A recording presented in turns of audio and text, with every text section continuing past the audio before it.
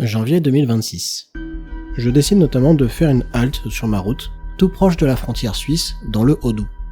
Je prends quelques secondes pour respirer dehors, admire la verrière en contrebas le long de la falaise, et en lisant le panneau, je me rends compte que je me suis arrêté à un endroit vraiment particulier. Grotte de Rémono, zone de silence. La grotte est une église, conservez-la propre et accueillante. Merci. Je comprends rapidement que ma halte n'est peut-être pas si hasardeuse que ça. Ma curiosité prend le dessus, mes ressentis se font de plus en plus forts quand je m'approche de la verrière, et remarquant que c'est un lieu public et libre d'accès, je vais finalement y découvrir certes une grotte, certes une église, mais en réalité bien plus que ça.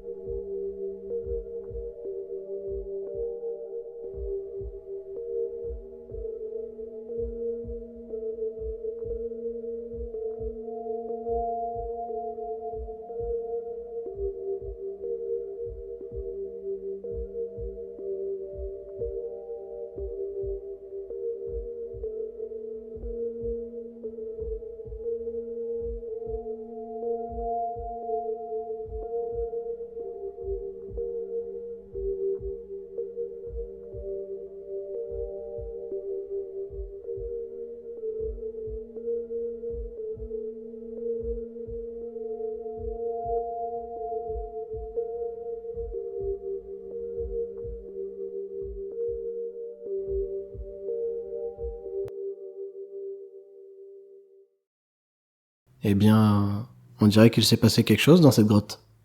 Je commence à regarder les premières traces que je peux trouver sur place, et tombe assez rapidement sur des ermites qui auraient habité de 700 jusqu'à 1700. Il y en aurait même un qui se serait démarqué au point d'avoir sa propre légende.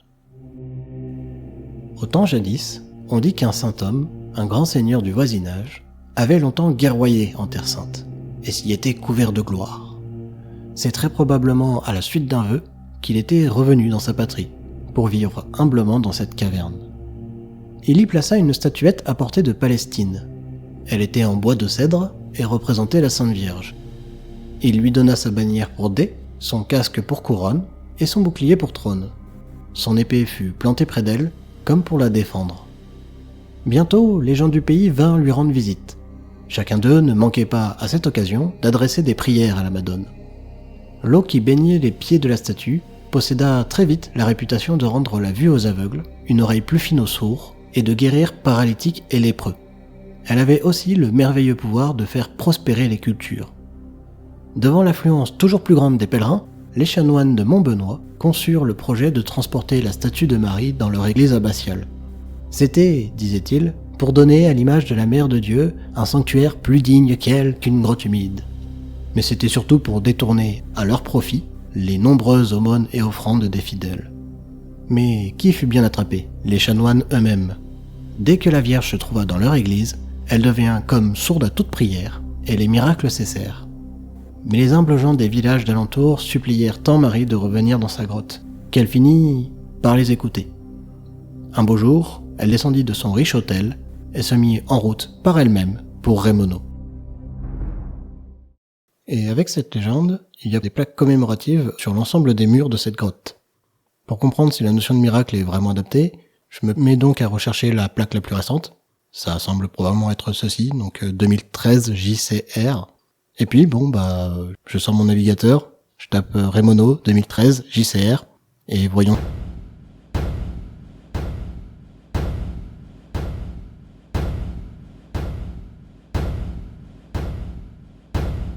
Ok, c'est bon, j'ai compris. Voilà, on va parler de ça de manière reposée et on va regarder surtout ce qui s'est passé. En 2013, Jean Quéré-Raimonet avait 74 ans. Et voici son témoignage à ce sujet. Quand j'étais enfant, j'ai été victime d'une mine laissée là après la guerre. J'ai perdu un œil et l'autre ne m'assure que 3/20. Depuis le début du mois de novembre, j'avais perdu la vue à cet œil. J'ai ce que l'on appelle un trou rétinien. Je devais subir une opération lourde à Paris. Ce qui me faisait le plus peur, c'est la suite. Je devais rester couché durant 20 jours dans le noir, 23 heures sur 24. Jusqu'à ce jour du 19 janvier dernier, où il est venu à la grotte de Remeneau, il sait, comme il le fait aujourd'hui, rincer les yeux avec l'eau de la source. Je ne pouvais même pas lire les affiches sur les écrans, je ne pouvais plus rien lire, que dans l'après-midi, c'est revenu, et maintenant je suis capable de lire, même sur les petites boîtes de pharmacie, les toutes petites étaient écrites. Par la suite, le praticien chargé de l'opération à Paris m'a dit que c'était totalement inexplicable pour lui, mais qu'il n'était plus nécessaire de m'opérer. Le trou s'était bouché, et cela semble définitif. Il était très étonné. Jean Quéré-Raimonet n'a pas l'intention de faire cette demande officielle auprès de la commission ad hoc. Il fera un don à l'église et continuera à fréquenter la grotte comme il le fait depuis son enfance. Quelques jours plus tard, un autre article sort où on peut lire ceci. Face à cet engouement, l'église reste bien sûr toujours à distance. Une décision a été néanmoins prise. Jean Quéré-Raimonet aura finalement le droit de poser un ex-voto. Et j'ai une très grande foi en certaines choses, pour aider les gens et tout ça. Alors je pense que j'ai été remercié. Et souvent je vais demander de la grâce ici à la Vierge, je viens souvent, mais cette fois-ci j'ai eu quelque chose. Annie Pichot, au restaurant de la grotte juste à côté, raconte. Il y a régulièrement des gens à qui il arrive des choses ici, qui guérissent. La différence est que ce monsieur a eu le courage de le dire. Clairement, quand quelque chose se passe dans cette grotte, ça ne fait pas semblant. Pour l'instant, mon explication se base sur une légende, et vu que les légendes sont souvent sourcées et appuyées sur des faits historiques, on va essayer de les retrouver, et surtout, on va essayer de comprendre ce qui se passe dans cette grotte. Pour commencer, il faut que je vous parle du Haut-Doubs. Nous avons de la moyenne montagne, avec plein d'endroits reculés.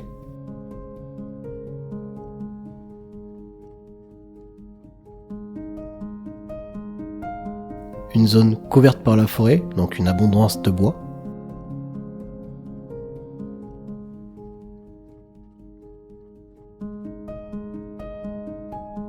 De nombreuses falaises et grottes permettant de l'eau de source.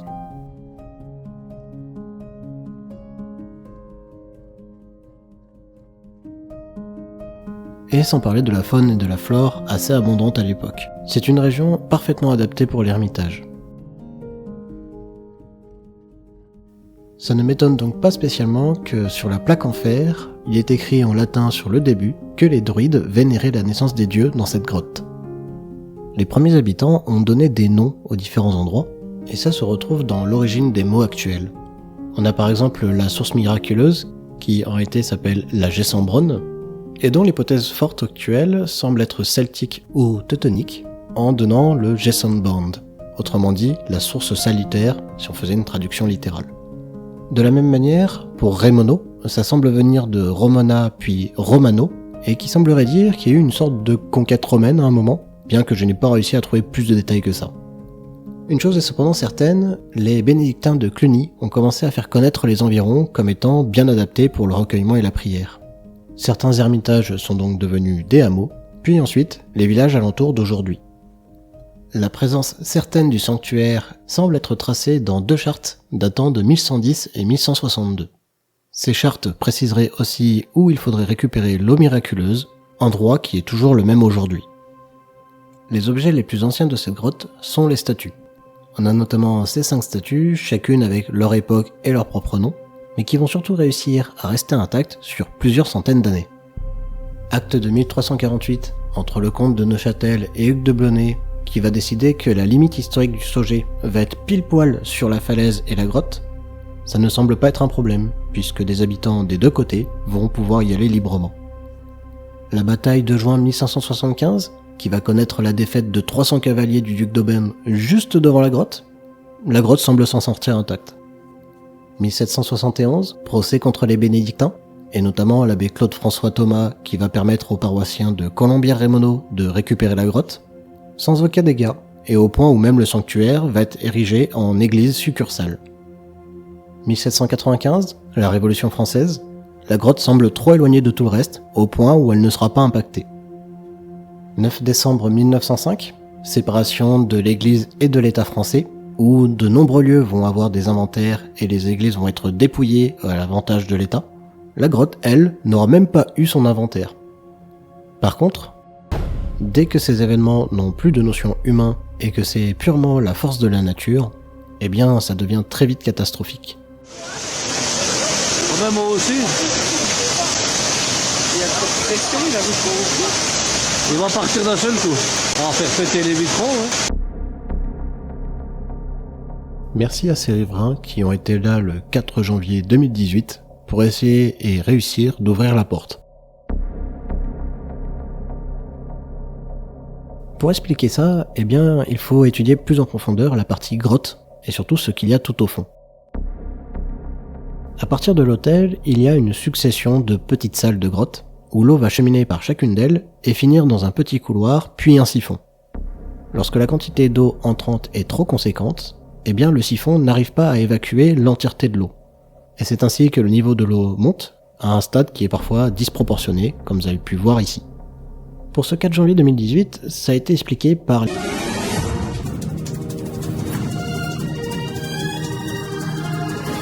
Eleanor est passée, mais le beau temps n'est pas pour autant de retour. La Gironde, la Normandie, le Nord-Est, les Alpes sont maintenant en alerte aux inondations. Attention aussi au risque d'avalanche maximum dans les Alpes du Nord. Merci Jacques pour ces explications, car tu as probablement donné une bonne justification à l'événement de 1833. En effet, Rémoneau va finalement décider de construire sa propre église. L'église va décider notamment de déplacer la statue et de la sortir de la grotte, à un point où la grotte sera considérée comme abandonnée par la suite. Les habitants des environs vont sérieusement s'y opposer. Et surtout, ils vont se rendre compte qu'il n'y a plus spécialement de miracle qui se produit dans la grotte. En 1853, la route départementale 16 va être créée, numérotée actuellement 437. Et son tracé va passer juste devant la grotte, simplifiant les travaux. L'église va donc revenir sur sa décision. Ces travaux vont être lancés en 1857, sous l'œil bienveillant de l'abbé Jean-François Noël Coste. La statue va être rafraîchie, un autel va être construit, la grille d'entrée est faite, un clocher au-dessus de la grotte va être construit au sommet, la verrière d'entrée va être construite, ainsi que le sol pavé. Et à la fin de tout cela, plus précisément le 17 septembre 1863, ce sera le cardinal Jacques-Marie Adrien Césaire Mathieu, archevêque de Besançon à ce moment-là, qui remettra la statue à sa place par le biais d'un brancard et qui consacrera le lieu. Le rituel va demander de peindre les 12 croix rouges encore présentes sur les parois de la grotte, et il fera notamment poser la plaque de fer que vous pouvez trouver juste à droite de l'entrée. Petite pause. Tout ce que je viens de vous raconter juste là, ça ne vous rappelle pas la légende que je vous ai racontée plus tôt ? Conçurent le projet de transporter la statue de Marie dans leur église abbatiale. Elle devient comme sourde à toute prière, et les miracles cessèrent. Mais les humbles gens des villages d'alentour supplièrent tant Marie de revenir dans sa grotte, et se mit en route par elle-même pour Rémoneau. L'eau de la source est tout aussi importante que la statue par rapport au miracle. On a ici une synchronisation entre le fait historique pour les gens qui sont plus terre à terre, et une légende pour ceux qui ont plus la tête dans les étoiles. La consécration du lieu va très vite faire du bruit. Une plaque de reconnaissance va nous parler de 1865, où Clélie Tournier de Lachaud va guérir miraculeusement de la vue par l'eau de la grotte. On a aussi octobre 1873, où Marie Gillard de Maison du Bois, ayant les yeux retournés et la tête difforme, va être aussi guérie. Par la réputation du lieu, mais aussi la route départementale passant à côté, ce fut le tour de la ligne de chemin de fer entre Besançon et la Suisse, inaugurée le 4 août 1884. On aurait ensuite une inscription au monument historique aux alentours 1913. Malheureusement, je n'ai pas trouvé la trace d'un point de vue de l'État. La vie du lieu va fortement se développer à partir de 1925 jusqu'à environ 1941. À ce moment, l'abbé Alexis Marcel Deschaux va avoir un coup de cœur pour le lieu et va s'engager à communiquer dessus, à le faire vivre, à célébrer de nombreux mariages et à aménager les alentours, notamment le bâtiment restaurant situé juste à côté. Il faudra construire l'hôtel central en 1934, avec la mosaïque qui est représentée juste en dessous. On y retrouve d'une part le Père éternel, qui retient le bras de l'ange justicier prêt à punir nos premiers parents fautifs, et d'autre part la scène de l'Annonciation, la Vierge qui accepte de prêter son concours pour la rédemption du monde. Vers 1961, le clocher situé juste au-dessus de la grotte va être remplacé par 20 carillons, et jouant toujours aujourd'hui l'Ave Maria aux Angelus. Cela va faire penser à la date anniversaire de la consécration du lieu, et le 1er septembre 1963, c'est ce qui se produit. Le monseigneur Marcel-Marie Dubois, archevêque de Besançon à ce moment-là, a procédé au couronnement liturgique de la statue de Notre-Dame de Piété, celle située au-dessus de l'autel principal. Avec lui étaient présents 3 évêques, 160 prêtres et plus de 7500 pèlerins. D'autres plaques de reconnaissance vont suivre l'événement, et surtout, il va y avoir de créer l'association Les Amis Notre-Dame de Rémono le 3 mars 1977. Cette association, loi 1901, est toujours active, et c'est ce qui permet d'avoir un lieu ouvert au public et des bougies à disposition.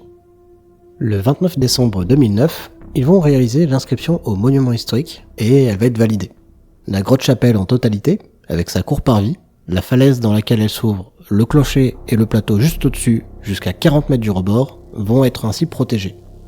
Et enfin, toujours à ce jour, il y a 3 dates clés de pèlerinage. Il y a le lundi de Pentecôte, il y a le 2e, 3e dimanche de septembre, mais surtout, il y a le 15 août. Et pour cette date, je ne vous conseille vraiment pas d'aller en Suisse par cette route, mais d'y aller volontairement pour le pèlerinage de Rémono. 200 véhicules à l'arrêt attendent la bénédiction. Voilà, bonjour. Que le Seigneur vous bénisse. Conduisez avec prudence et avec sagesse. Comme ça on ne tombe pas en panne. Il y a des miracles partout. Depuis les années 65 que je viens bénir l'auto. La première c'était une 4 chevaux. Jusqu'à maintenant j'ai touché du bois. J'ai été béni, j'ai jamais eu de pépin. Je pense qu'on a fait le tour du lieu et que maintenant on a une bonne visu sur ce qui se passe dans cette grotte, même si on n'a pas encore l'explication. Il me reste un détail qui me taraude par contre, pourquoi je me suis arrêté là en fait. Et en observant simplement, je me suis rendu compte que c'est un lieu qui finalement ne demande qu'à se faire connaître, et qui aujourd'hui n'a pas beaucoup de pèlerins. Quand il n'y a pas d'événement, c'est calme plat quoi. Et je me suis mordu les lèvres parce que j'avais pas mon matériel caméra. Tout ce que vous avez vu, ça a été fait uniquement avec mon portable, et internet bien entendu. Et j'espère qu'aujourd'hui cette vidéo vous a plu, et vous a permis de connaître un nouveau lieu un peu méconnu, et pourtant bien en lien avec le paranormal. Quant à ma part, il est temps de reprendre la route en vous disant portez-vous bien, faites attention à vous, et surtout, gardez l'œil ouvert.